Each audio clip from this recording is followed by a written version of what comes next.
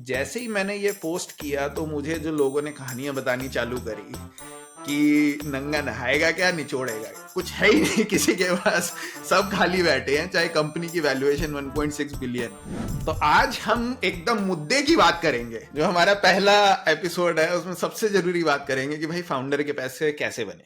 हाँ, ये हमारा फेवरेट टॉपिक है। जब भी हम किसी की एग्जिट सुनते हैं तो खुश नहीं होते, पहले ही सोचते हैं कि इसके पैसे कितने बने। इसके पैसे कितने और बने। और अब दुख होता है जब किसी के पैसे नहीं बनते। हम्म।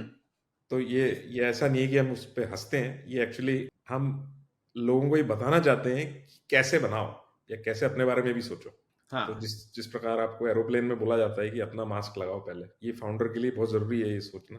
तो रोहित, कि आपके पास एक एक्चुअल एग्जांपल्स हैं जहां हाँ। पे कंपनी चली, बड़ी भी बनी, फेम भी आई, हम्म। फाउंडर पॉडकास्ट भी कर रहा है, हम्म। लेकिन पैसे नहीं बने। हाँ, ऐसे है कि बहुतों के पैसे नहीं बने, पर एक जो सबसे जहां प्राइम एग्जाम्पल जो है एक इस तरीके के फाउंडर का, जिसकी कंपनी बिलियन डॉलर कंपनी थी हम्म। और उसने 300 मिलियन करीब उठाए और नेक्स्ट बिलियन डॉलर स्टार्टअप्स में भी आए। मतलब ऐसे बहुत ज्यादा वाहवाही हुई कंपनी की और कंपनी बढ़िया भी थी, बड़े बड़े इन्वेस्टर्स ने पैसा डाला उसमें, फाउंडर भी अच्छा था, उसने तो अभी नई कंपनी भी चालू करी, उसके लिए भी काफी पैसे उठाए। बट वो कंपनी थी ट्रूपिल। तो ट्रूपिल जो मेरे को समझ में आई बात जब कंपनी बिकी, तो हम्म। मैंने जब ट्रूपिल की थोड़ी डिटेल पढ़ी कि कितने की बिकी, कितने पैसे उठाए, और मैं बाकी चीजें मैंने जब देखी तो मैंने कहा ये पढ़ के तो मेरे को नहीं लग रहा कि फाउंडर के पैसे बने होंगे बेचने के बाद। उन्होंने सेकेंडरी में बेच दिया तो बात अलग है। तो मैंने ये ट्वीट किया कि ट्रूपिल कंपनी बिकी, आई थिंक आधा बिलियन की बिकी थी, कंपनी ने पैसे उठाए थे 300 मिलियन। तो जब मैंने डिटेल पढ़ी तो उसमें ऐसा था 25 मिलियन ही कैश आ रहा है कंपनी में। हम्म। उसके बाद 200 मिलियन जा रही है इन्वेस्टर को एक्विटी नई कंपनी में जिसने खरीदी, या 300 मिलियन की एक्विटी और 200 मिलियन अर्न आउट जो कि मिलेगा बाद में जब कंपनी कुछ माइलस्टोन अचीव करेगी अगले 3-4 साल में। हम्म। तो मैंने कहा इस कंपनी ने जो 350 मिलियन उठाए वो तो वापस आए नहीं, मतलब किसी को पैसे मिले नहीं। उसके बाद जो 25 मिलियन भी थे वो भी इस तरीके से डिवाइडेड हैं कि जो नया सीईओ था उसने 7.25 मिलियन का लोन ले लिया। मतलब जब कंपनी के एक्विजिशन होते हैं तो एक इनिशियल क्लोजिंग पे पेमेंट होती है कई बारी फाउंडर्स को कि चलो क्लोजिंग बोनस या starting bonus sign on bonus की तरह मिला देते हैं। अब उसमें साइन ऑन बोनस टीम को तो थोड़े थोड़े पैसे मिले होंगे, बट जो सीईओ था वो एक लोन ले लेता है जो उसे वापस करना पड़ेगा अगर वो कंपनी के साथ नहीं रुकता। तो ये थोड़ा उल्टा तरीका है कि लोग कहते हैं कि अच्छा हमारे साथ रुको, हम पहले साल इतना देंगे, दूसरे साल इतना, तीसरे साल इतना, चौथे साल उतना। उसका दूसरा इसके सीईओ ने किया जो कि फाउंडर नहीं थे, फाउंडर को तो निकाल दिया, उसकी बात मैं करता हूँ 1 मिनट में। बट जो ये नया सीईओ था उसने 7.25 मिलियन का पहले लोन ले लिया, उसे टैक्स भी नहीं भरना, उसे टैक्स अगले 4 साल में भरना पड़ेगा जब वो कंपनी पूरा रुकेगा और वो लोन पूरा मटीरियलाइज होगा। इस केस में फाउंडर के पैसे नहीं बने। जब मैंने ये ट्वीट किया तो मुझे मैसेज आने लगे जो कि सरप्राइजिंग था मेरे लिए, और मैंने क्या अंदर की बात क्या समझी कि बेसिकली फाउंडर ने फाउंडर को इन्वेस्टर्स ने मिलकर कंपनी से निकाल दिया और राउंड एक अगला रेस करके फाउंडर को पूरा लिक्विडेट कर दिया। जो आपने फेसबुक में देखा होगा जब वो एडवार्डो सैवरिन आता है और जक को कहता है कि I am gonna come for it all. तो ऐसा सा कुछ हुआ असली जिंदगी में इस फाउंडर के साथ। और अनफॉर्चुनेटली इस फाउंडर के पास पैसा है, इसने पहले भी कंपनी बना के बेची है, बट उसने इस कंपनी में कोई पैसा नहीं बनाया, कोई सेकेंडरी में नहीं बेचे, कुछ नहीं बेचे, जो मुझे समझ में आया। इन्वेस्टर्स ने फाउंडर को निकाल के नया सीईओ हायर कर लिया, और एक बारी तुम ऐसा कर लेते हो तो कंपनी तो पैसे भी कहीं नहीं जानी। जैसे ही मैंने ये पोस्ट किया तो मुझे जो लोगों ने कहानियां बतानी चालू करी कि नंगा नहाएगा क्या निचोड़ेगा, कुछ है ही नहीं किसी के पास, सब खाली बैठे हैं चाहे कंपनी की वैल्यूएशन 1.6 बिलियन हो।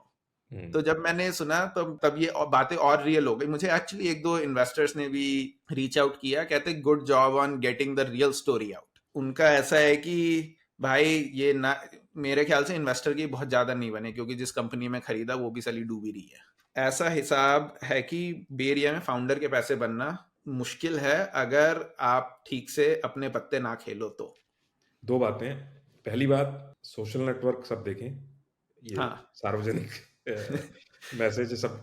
दूसरी बात, ये जो कहानी आपको पता चली उसमें एक तो शायद सबको ये एक्सप्लेन करना पड़ेगा कि ये नया सीईओ कहाँ से आया है। आई थिंक ये कॉन्टेक्स्ट सबको होगा नहीं, तो 2 मिनट थोड़ा उस पर बदलो। और दूसरा, ये क्या रीजन क्या है, मतलब ये क्या इन्वेस्टर से लड़ाई हो जाती है, या गलत टाइम पे फाउंडर गिव अप करता है अपने आइडिया पे कि उस टाइम पे चल नहीं रहा था फिर बाद में चलने लगी कंपनी, या क्योंकि मेरे को लगता है कि आपके पास इसकी थोड़ी इंसाइट है।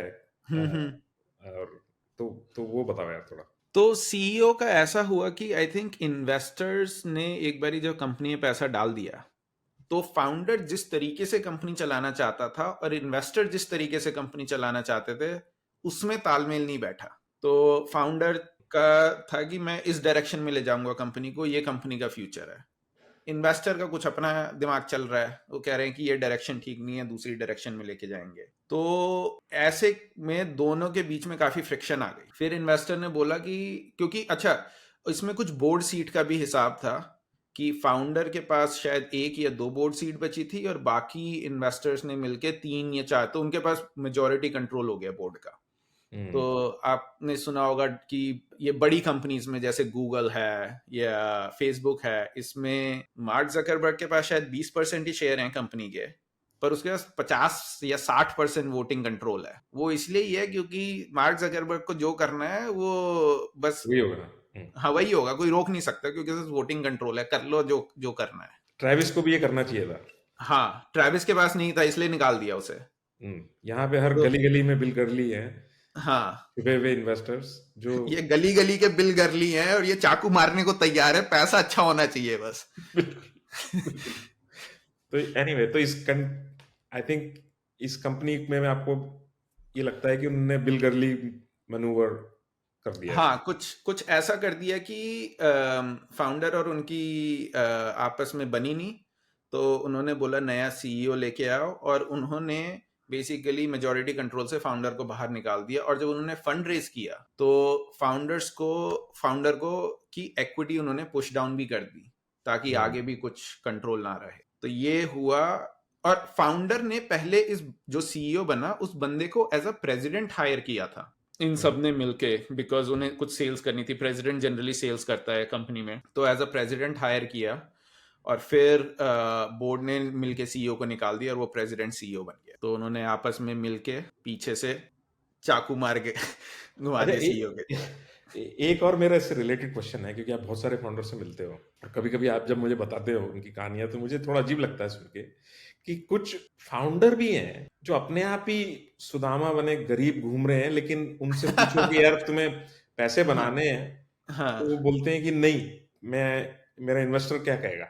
हाँ और अगली राउंड मैं जब अगली बार कुछ करूंगा बड़ा हाँ जो जो अभी कुछ चल नहीं रहा है, पर हाँ अगली बार जो डेफिनेटली चलेगा वो जब मैं हाँ करूंगा, हाँ उसमें ये इन्वेस्टर मुझे उनकी गुडविल चाहिए, इसीलिए अभी जो है मैं सुदामा ही ठीक हूँ।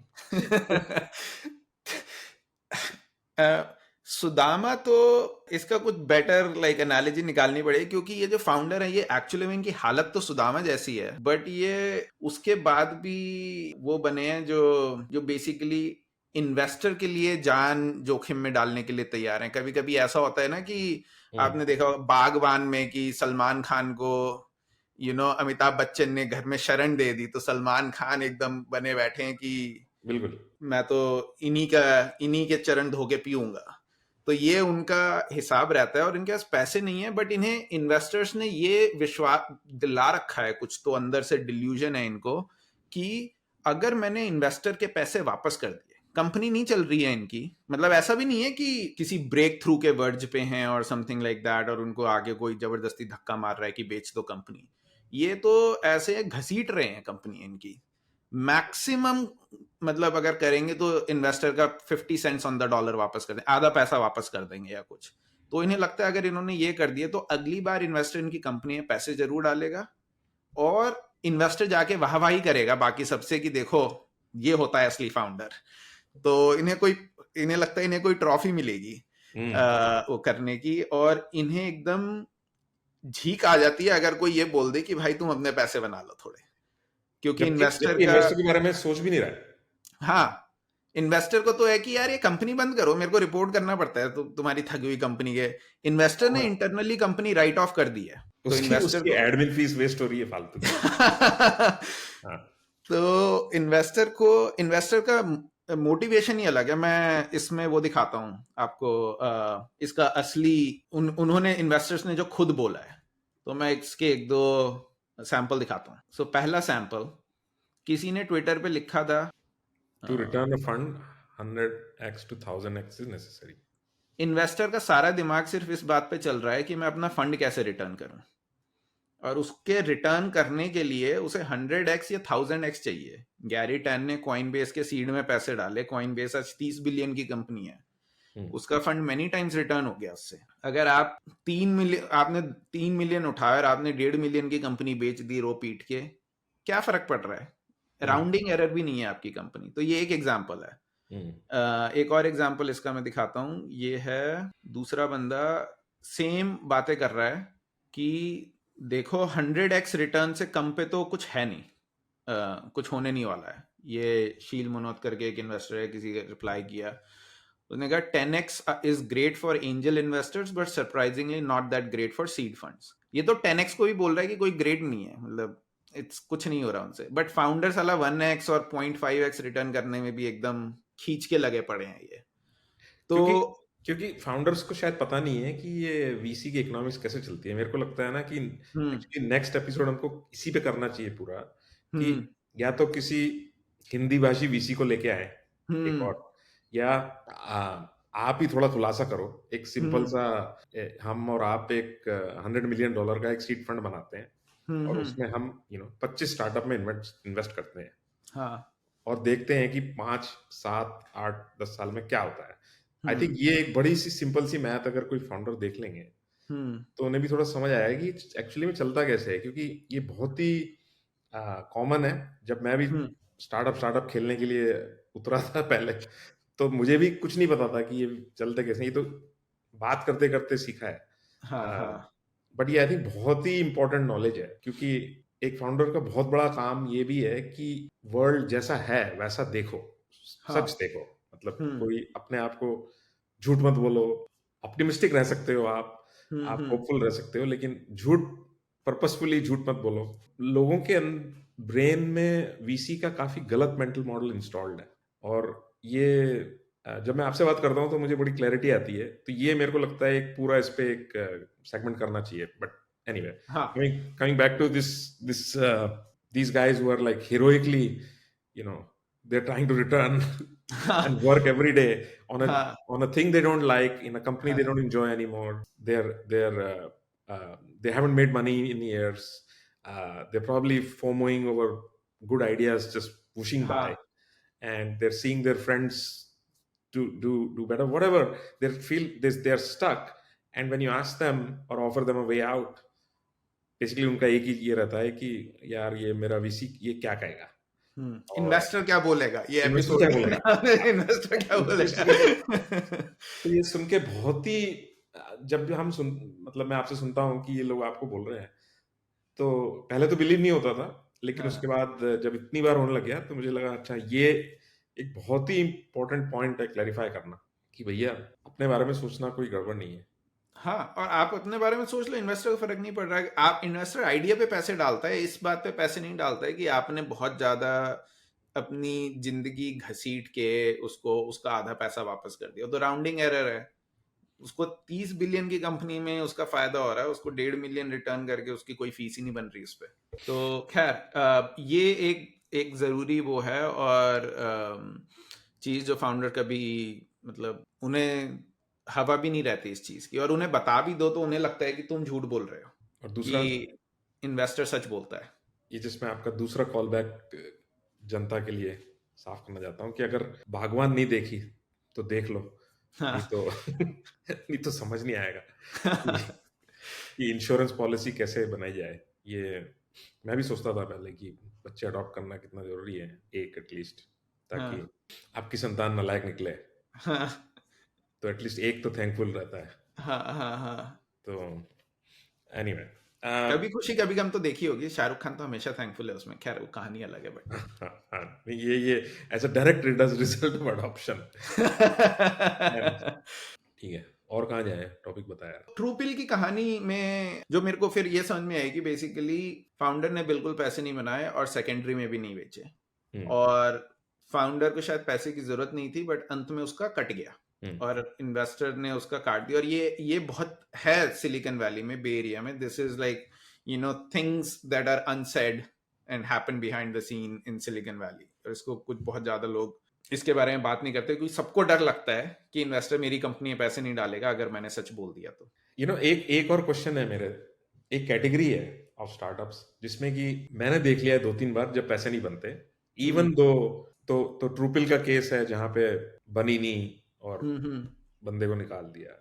एक कुछ केस हैं जहां पे आपने जितने पैसे उठाए उतने उतने की कंपनी नहीं बिकी। हम्म बट एक और केस है जहां पे लोगों ने वेंचर डेट ले रखा है, तो सब ठीक है, लेकिन तो उसमें से बहुत ही कम कंपनीज हैं जो लिखा है। मुझे पता है आपकी कंपनी उससे अफेक्ट नहीं हुई, लाइक हम्म फाउंडर के पैसे बन गए, तो वो एक प्रिंसिपल।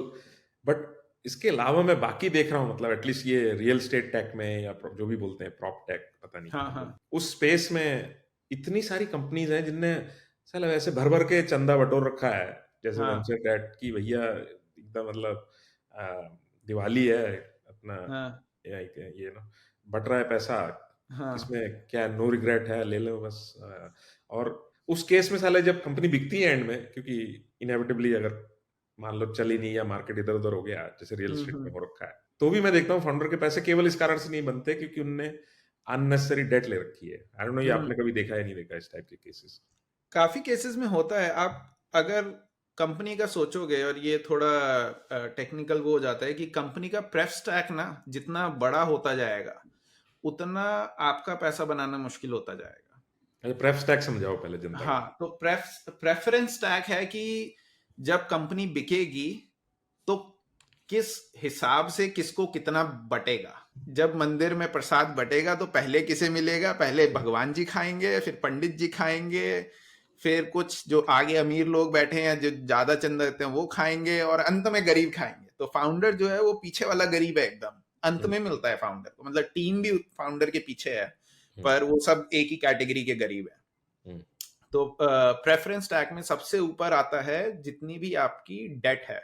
और ये अमेरिका का कानून है कि मतलब ऐसा नहीं है कि आपकी कंपनी कुछ स्पेशल है। अमेरिका का कानून है कि सबसे पहले जो है, अगर आपने किसी भी तरह का लोन ले रखा है तो वो पहले जाएगा। हम्म, और हम्म, उस लोन्स में भी कैटेगरीज हैं, सिक्योर्ड लोन है या अनसिक्योर्ड लोन है या जैसे भी है। तो हम्म, सिक्योर्ड लोन है कि भाई आपने लोन ले रखा है और आपके पास मशीन है, तो जब अगर पैस कम मशीन, जिसने आपको मशीन के अगेंस्ट पैसा दिया है तो वो मशीन ले लेगा। तो अनसिक्योर्ड लोन है किसी ने आपका क्रेडिट कार्ड है, जैसे कि आपके पास बस क्रेडिट कार्ड है। आप सिक्योर्ड लोन को मॉर्गेज की तरह भी देख सकते हो कि जब आपने घर के पैसे नहीं भरना बंद कर दिया तो बैंक घट ले जाएगा। हम्म, तो सिक्योर्ड लोन है। फिर अनसिक्योर्ड लोन है, तो कंपनी अगर मान लो आपके ऊपर $100 का लोन है और कंपनी सिर्फ $50 की बिकी, तो पहला $50 बस वो लोन वाले को मिलेगा, बाकी किसी को कुछ नहीं मिलेगा।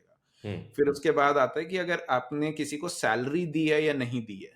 अगर हम्म, आपके एम्प्लॉयज काम कर रहे हैं तो अमेरिका में सैलरी वालों के लिए बहुत प्रोटेक्शन है कि जिन्होंने जितना काम किया उनको पैसा देना जरूरी है। अगर वो नहीं दिया तो आपके ऊपर केस हो जाएगा हम्म, सैलरी के वाले में। तो उसके बाद सैलरी जाती है, उसके बाद फिर जो आपने जितना इन्वेस्टर से पैसा उठाया है वो जाता है, और उसके बाद अगर कुछ बचता है तो आपके हाथ में आता है। हम्म। तो यहाँ अगर पे भी आपने फाउंडर एकदम पीछे है। फाउंडर सबसे पीछे, एकदम लाइन में सबसे पीछे खड़ा है फाउंडर। तो ये इन इन सब के थ्रू, इस वाटरफॉल के थ्रू बेसिकली पैसा जाना पड़ेगा तो फाउंडर के हाथ में पैसा आएगा। तो अगर आप देखते हो कि किसी ने 300 मिलियन उठाए हम्म, और फिर कंपनी अगर और 300 मिलियन इन इक्विटी उठाई, आपको नहीं पता कि पीछे डेट कितनी उठाई या पीछे बिल कितने देने हैं या सैलरी कितनी देनी है। कई बार वही बहुत बड़ा अमाउंट हो जाता है। हम्म, तो कई लोग 50 मिलियन की डेट ले लेते हैं, कुछ छोटे छोटी सीरीज ए कंपनी है 5-5 मिलियन की वेंचर डेट ले लेती हैं। तो बेसिकली 5 मिलियन उन्होंने अपनी प्रेफरेंस टैग में ऐड कर दिया कि अब उन्होंने और लोगों को आगे अपने लाइन में खड़ा कर दिया कि हमें पैसे बाद में मिले। और जो डेट वाले लोग हैं, तो आपने देखा ही है कि बैंक को आपके इमोशन से या किसी चीज से कोई फर्क नहीं पड़ता, वो तो पैसा लेके जाएगा। हम्म, तो ये जो डेट वाले लोग हैं, अगर आपकी कंपनी को मार के वो पैसा अपना पूरा कर सकते हैं, तो आपकी कंपनी मार देंगे। और उनको कैसे पता चलता है कि आपकी कंपनी मरने वाली है? वो जब आपको पैसा देते हैं तो आपकी कंपनी पे कंस्ट्रेंट्स लगाते हैं वो हम्म। कहते हैं कि आपकी कंपनी में, इसको टैंजिबल नेटवर्थ बोलते हैं। मुझे रिपोर्ट भेजा बेसिक करो। हाँ, तो इस अमाउंट से कम नहीं होनी चाहिए। हम्म। अगर वो उससे कम हो गई तो कहेंगे सारा पैसा अभी वापस करो, तो आपके ऊपर रेस्ट्रिक्शन लगा दी। तो इस तरीके की रेस्ट्रिक्शन रहती हैं। और या आपका रनवे अब 3 महीने से कम है, सारा पैसा अभी वापस करो। उन्हें फर्क नहीं पड़ रहा। अगर आपकी कंपनी, मान लो कि आपकी कंपनी में $90 है, उन्हें $100 देने हैं, हम्म। तो वो आपकी कंपनी मार देंगे और $90 तभी ले लेंगे, और फिर वो बचे हुए $10 आपकी कंपनी बेच के ले लेंगे। चाहे 1 महीने बाद आपके $150 आ रहे हैं, उन्हें फर्क नहीं पड़ रहा, उन्हें अपने $100 पूरे चाहिए। तो ये थोड़ा ऐसा हिसाब रहता है। कुछ आपके हित में नहीं है, या ऐसा नहीं है कि आपका कुछ भला कर देंगे, वो अपना पैसा पूरा लेके जाएंगे। ये उनका गोल भी है कि हमारा पैसा पूरा होना चाहिए। तो इसलिए वेंचर डेट से कंपनियां मरने लग जाती हैं, क्योंकि जब कंपनी की हालत थोड़ी खराब होती है, वे कूद के आ जाते हैं कि हमें पहले खाना है, हमारा पैसा वापस करो। आपकी कंपनी वैसे ही ठीक नहीं कर रही है, और फिर ऊपर से ये कह रहे हैं कि हमारा पैसा सारा अभी वापस करो। तो आप क्या करोगे? तो फिर आप कुछ कर नहीं सकते, और फिर कागजी हिसाब से आपको पैसा वापस करना पड़ता मैं शॉर्ट में बताता हूँ सबको, साले वेंचर डेट से दूर रहो, सारे फाउंडर दोस्त एकदम। है। या रोहित को कॉल कर लो लेने के या पहले। लेने का मन करे तो फोन कर लेना, विल टॉक यू डाउन। हाँ, मतलब just just like 1-800 venture debt एक हेल्पलाइन है। और जब भी मन करे तो हाँ उस पर कॉल कर लेना। हमने हाँ, हमारे जैसे सुसाइड हेल्पलाइन होती है, वैसी ये एक कंपनी सुसाइड हेल्पलाइन है कि हमें फोन करोगे तो हम तुम्हें टॉक डाउन कर देंगे। ये बनानी चाहिए यार, ये LLM 1-800 वेंचर डेट कॉल करके जस्ट लाइक रीजन सुन लो कि why venture debt is bad, बस खत्म। हाँ, खैर ये इस तरीके से काफी चीजें हैं जो फाउंडर को पता नहीं रहती, और वो बस लोगों जोश में आके इन्वेस्टर बोलते हैं कि अच्छा अभी पैसा सीरीज उठाया या कुछ उठाया, थोड़ी वेंचर डेट भी ले लो, कुशन हो जाएगा। ऐसा होता है कुशन हो जाएगा, इस चक्कर में लोग ले लेते हैं। पर जब आपको कुशन चाहिए तब वो कुशन नहीं मिलता आपको। सेम फंडा है कि जिसके पास पैसे हैं सिर्फ उसी को पैसे मिल रहे हैं, जब आपके पास पैसे नहीं होंगे तब वो सारे पैसे खींच लेंगे वापस। इस तरीके से रहता है। तो ये जो है जो लेंडिंग वाले हैं उनका पैसा बनना और भी मुश्किल है, क्योंकि उन्हें डेट वगैरह उठानी पड़ती है। अगर आप कोई डेट फैसिलिटी उठाते हो कि अगर आपको सामान खरीद के बेचना है और आपके कंपनी में पैसे नहीं है, तो आप जाके डेट उठाओगे, बोलोगे यार मेरे को 1 मिलियन की डेट फैसिलिटी दे दो, मैं सामान खरीदूंगा, फिर मैं सामान बेच दूंगा, और फिर मैं तुम्हारे 1 मिलियन वापस कर दूंगा, और अगर मैं सामान ना बेच पाऊं तो सारा सामान तुम ले लेना। तो एक तरीके से डेट फैसिलिटी हो गई। जब लोग डेट फैसिलिटी देते हैं तो कंपनी पे और रेस्ट्रिक्शन डाल देते हैं, और कई बार तो ये भी बोलते हैं कि मान लो कि 1 मिलियन की फैसिलिटी है, तो $1 लाख तक हम कंपनी से लेंगे, और बाकी $9 लाख हम सामान बेच के ले लेंगे। तो वो $1 लाख और अब आपकी प्रेफरेंस टैग में ऐड हो गया, जो आपको उन्हें देना है। तो लेंडिंग, चाहे वो प्रॉप टेक हो, चाहे वो हेल्थ केयर टेक हो, जो भी है, चाहे वो अगर भाईजू आपका हो, काम, हाँ चाहे भाईजू हो, हाँ, चाहे जो भी हो, अगर रैंडमली आपके, एड टेक में लोन उठा रखा हमने जबरदस्ती। हाँ, जब मिल रहा होता है तो कहते हैं कि अच्छा झोली लगा के खड़े हैं, वो खोल के खड़े हैं नीचे। तो बट जब वक्त खराब होता है तो ये सबसे ज्यादा हर्ट करता है। फिर आप कंपनी छोड़ ही दो, मतलब फिर तो आप छोड़ दो, फाउंडर के पैसे ना बन रहे। अच्छा, पॉजिटिव डायरेक्शन में थोड़ी बात करते हैं कि भाई हम्म फाउंडर के पैसे बनने के लिए ये वो केस है जहां पे कंपनी थोड़ी सी एवरेज चल रही है। जिनकी बहुत अच्छी हम्म चल रही है तो अलग बात है, हम्म आ, हम उस कैटेगरी में है नहीं। तो ये बहुत सारे लोग हैं जिनकी कंपनी सो सो है। हम्म उनको क्या चीज माइंड में रखनी चाहिए कि थोड़े अपने बना ले? मतलब एक तो जस्ट लाइक जनरल एटीट्यूड की अपने एकदम सैक्रिफिशियल वो मत बनो, हम्म अपनी लाइफ के बारे में सोचो, अपनी फैमिली के बारे में सोचो। हम्म और दूसरा, लेकिन कभी कभी साले कोई ना कोई बोर्ड मेंबर आता है, जैसे मेरे केस में भी था, जो रैंडमली जस्ट कुछ नहीं, उसका कोई उसकी कर रहा है टाओ में, वहां से फोन उठा के बोलता है कि हाँ थोड़े से अपने कम कर लो। और हाँ मतलब कोई कोई सर पैर नहीं है इसका कोई। उसके बाद वापस की करने चला गया अपने चौथे घर में। और तो ये बीच बीच में लोग आ जाते हैं। बट क्या कंस्ट्रक्टिव एडवाइस हम दे सकते हैं लोगों को कि वो थोड़ा सा इसको नेविगेट कर लें? जैसे फॉर एग्जांपल, मैं एक आपके केस में मैंने देखा कि काफी डील की सोर्सिंग और मेहनत आपने करी। हम्म ऐसा नहीं है कि जस्ट एक बैंकर को लाए और या किसी ब्रोकर को लाया और बोला भैया कंपनी बेचनी है तो आप इस पे काम करिए। नहीं, आपने काफी दिमाग लगाया कि भाई हमारे पास ये जो चीज है ये किस जगह थोड़ा वैल्यूबल है, उसमें ठीक है लक भी चाहिए, लेकिन काफी दिमाग लगा के थोड़ा सिस्टमेटिक वे में अप्रोच करके उस पर काम किया और चीजों को मैनेज किया। तो इसके बारे में क्या कुछ एडवाइस दो यार, कुछ ज्ञान दो। आई थिंक सबसे पहले तो फाउंडर को ज्यादा फटी में नहीं रहना चाहिए कि, क्योंकि ज्यादातर फाउंडर पहली बार ही कर रहे हैं ये, और इन्वेस्टर जो है वो बहुत देख चुका है, बहुत कर चुका है, उसका पहली बार नहीं है, तो उसे पता है कि कहाँ प्रेशर पॉइंट है, क्या बोलना है, क्या करना है। तो फाउंडर की को फटी में नहीं रहना चाहिए, और उसके लिए सबसे पहले फाउंडर को अपना वकील कर लेना चाहिए। मैंने जो सबसे ऐसे वैल्यू फॉर मनी पैसे लगाए वो कि पर्सनल लॉयर हायर करने में लगाए। वो भी मैंने ऐसी किसी से बात करके समझ लिया कि अच्छा हायर कर लो, तो मैंने हायर कर लिया। फिर मैं उसके थ्रू सारी मतलब उससे सारी बातें समझ के जाके करता था कि मैं क्या बोलूं क्या नहीं बोलूं, इन्वेस्टर क्या बोलेगा तो मैं उससे क्या जवाब दे सकता हूं। मैंने उस टाइप का बहुत उस चीज पे मैंने बहुत टाइम स्पेंड किया। तो आप जो भी इन्वेस्टर जब आपको बोल रहा है ना, आपको इमीडिएटली हाँ या ना बोलने की जरूरत नहीं है। आपको ऐसा लगता है कि अच्छा इन्वेस्टर ने बोला कि अपने कम कर लो फोन पे, तो आप बोलोगे कि अच्छा ठीक है कर लेता हूँ। आपको बोलने की जरूरत नहीं है, आप बोलो कि ठीक है देखते हैं डील में क्या होता है, कंपनी के लिए या टीम के लिए जो अच्छा होगा उस हिसाब से कर लेंगे। आप उतना बोल के छोड़ दो, इन्वेस्टर वो 5 मिनट के बाद फिर भूल जाएगा, क्योंकि वो तो स्की कर रहा है ना। तो आपको ऐसा लगेगा कि आपको अभी उसे जवाब देना है, बट ऐसा जरूरी नहीं है जवाब देना है। फिर आप खुद सोचो कि डील को आप कैसे नेविगेट करोगे कि इन्वेस्टर को एक जो भी मिल रहा है वो थोड़ा फेयर लगे। ऐसा ना लगे कि आप उसके पैसे ले रहे हो। आप इन्वेस्टर आपको ये बात महसूस करवाएगा कि तुम मेरे पहले दो, क्योंकि मैंने तुम पे भरोसा किया, मैंने तुम्हें कैपिटल दी, तुम पे बेट किया मैंने, और ये और वो, तो तुम्हारा ये अब उसका जन्मसिद्ध अधिकार है कि तुम पहले उसे पैसे मिलने चाहिए। पर ऐसा कुछ है नहीं। तो आपको ये सारी बातें इन्वेस्टर जब आपको बोल रहा है तो आपको इमीडिएटली रिस्पॉन्ड करने की जगह आराम से बैठ के सोचना चाहिए। आप और लोगों से बात कर लो, इसके लिए भी हेल्पलाइन बना दो, फोन कर लो, हम बता देंगे। तो इन्वेस्टर ऐसा भी दिखाएगा कि अगर तुमने ये नहीं किया तो तुम्हें कभी पैसे नहीं मिलेंगे। कुछ इस तरीके की धमकियां भी दे देते हैं इन्वेस्टर, जबकि ऐसा नहीं है। वो अगर आप अगली कंपनी आपकी अच्छी कर रही है तो वो दरवाजे पे फिर खड़ा होगा पैसे डालने के लिए। गेम यही है सिलिकॉन वैली का, कि सबको पैसे बनाने हैं। अगर आप किसी के पैसे बनाओगे तो वो ईगो पे लेके ऐसे नहीं कहेगा कि मैं इन्वेस्ट नहीं कर रहा, कि मैं अपने 10 मिलियन या 50 मिलियन नहीं बनवाऊंगा या $1 बिलियन नहीं बनवाऊंगा क्योंकि तुमने मेरे पहले पैसे वापस नहीं किए। तो ये थोड़ा फाउंडर को समझ में आना चाहिए। आई थिंक यहाँ से ये सबसे ज्यादा जरूरी चीज है। और अगर आप ऐसा कर लोगे तो उसके बाद आप हर चीज को थोड़ा आराम से नेविगेट करोगे, रादर देन एंशियस या हाइपर वेंटिलेट करने की जगह।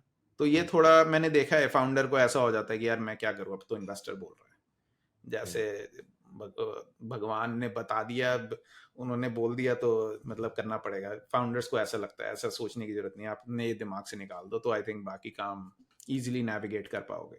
मतलब फाउंडर्स की थोड़ी फटी सी रहती है इन्वेस्टर हाँ, की है ना, थोड़ा ये बात करने में ऐसा लगता है कि उन्हें लगता है कि sir sir sir sir sir sir दे दो। हाँ, बस। और वही हम लोग उस कल्चर से भी आए हैं कि भाई ये हाँ बड़ा आदमी है हाँ तो थोड़ा तो उसका इज्जत करें। बट होते हैं कुछ कुछ बड़े आदमी अच्छे भी होते हैं, कुछ कुछ हरामी होते हैं। नहीं, और मेरे को लगता है कि 20% तो अच्छे से अच्छा आदमी, 20% हरामी होता है। हाँ हाँ हाँ, मतलब मैं कोई ब्लैक एंड व्हाइट नहीं बोल रहा, मैं जस्ट हाँ बोल रहा हूँ कि आपके केस में, स्पेसिफिक केस हाँ में आ, कोई बड़ा आदमी ठीक बिहेव कर सकता है और हाँ। कोई हरामीपन कर रहा है। तो हम्म। वो तो लोग हरामीपन या अच्छा करते हैं, होते नहीं है हरामी। मतलब मैं उनकी हाँ पूरी हाँ पूरी लाइफ डिफाइन नहीं कर रहा। हाँ मतलब है उनके अच्छे बच्चे बच्चे भी होंगे सब, हाँ लेकिन लेकिन हरामीपन करते हैं। तो जब कोई आपके साथ हरामीपन कर रहा है उस टाइम पे, ये जैसे रोहित ने कहा कि पहले तो यार रोहित को कॉल कर लो। दूसरा, ये सोचना, ये याद रखना कि आपको इमीडिएटली कुछ नहीं बोलना, ये बहुत ही इंपॉर्टेंट है ये। मतलब काफी अंडररेटेड एडवाइस है क्योंकि इतनी सिंपल है, तो मुझे लगता है लोग सिंपल चीजों को ज्यादा सीरियसली नहीं लेते, जबकि ये स्टार्टअप्स में काफी नॉर्मल सी बात है कि एक्चुअली में बड़ी बड़ी बातें सिंपल ही हैं। और एनीवे चाट रहे तो